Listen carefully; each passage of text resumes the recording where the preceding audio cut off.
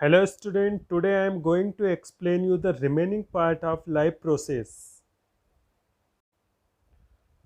Excretion. What is the excretion? Answer is the removal of harmful excretory substances from body is called excretion. Body के अंदर जो harmful substance form हो जाते हैं during the metabolism process, उसको body के बाहर निकालने की जो प्रोसेस है उसको एक्सक्रीशन कहते हैं।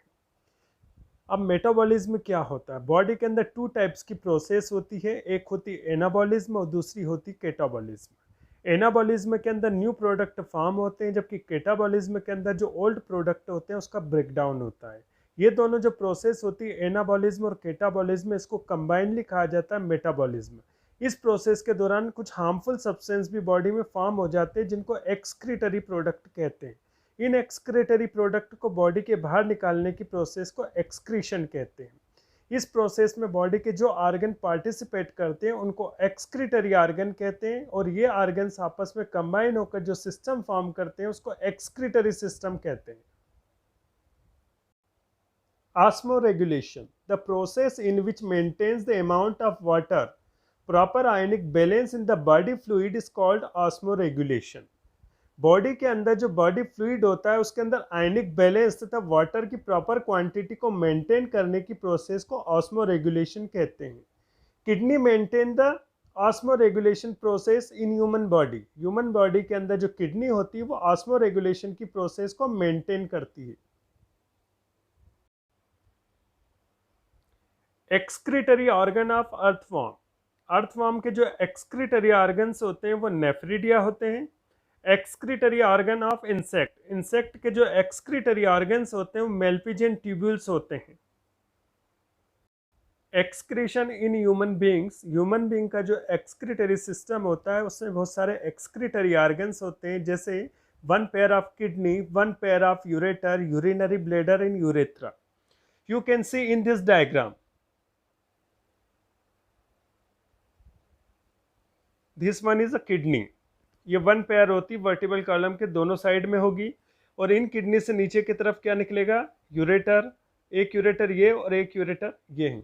दोनों यूरेटर एक सेक लाइक स्ट्रक्चर में ओपन होंगे जिसको यूरिनरी ब्लैडर कहेंगे, और यूरिनरी ब्लैडर नीचे की तरफ ओपन होगा जिसको यूरेथ्रा कहेंगे। किडनी के ऊपर एड्रिनल ग्लैंड होती है।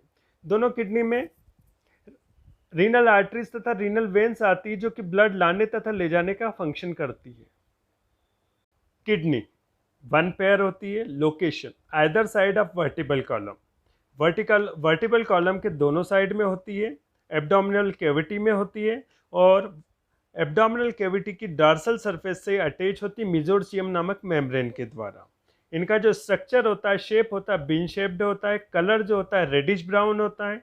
इनकी जो लेंथ होती है 10 सेंटीमीटर, वाइडनेस होती है इनकी 6 सेंटीमीटर और थिकनेस होती है 4 centimetre.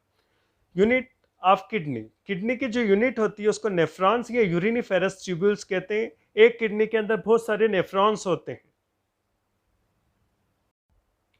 Ureter, each kidney arise a thin muscular tube called ureter. जो किडनी होती है उससे एक लंबी पतली मस्कुलर ट्यूब निकलती है जिसको यूरेटर कहते हैं, जिसकी लेंथ होती है 25 to 30 centimetre. Next one urinary bladder, a single sac like structure in which stored urine before the pass out. एक सेक लाइक स्ट्रक्चर होता है जिसमें यूरिन को पास आउट करने के पहले इसमें स्टोर किया जाता है। Urethra, it is a membranous canal like structure and lead to the exterior.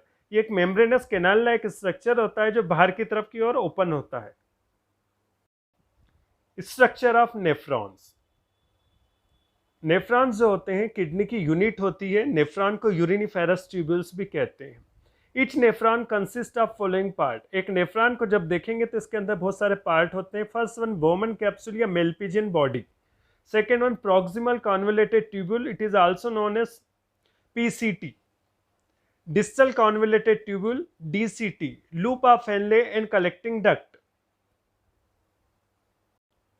You can see in this diagram the various part of nephron.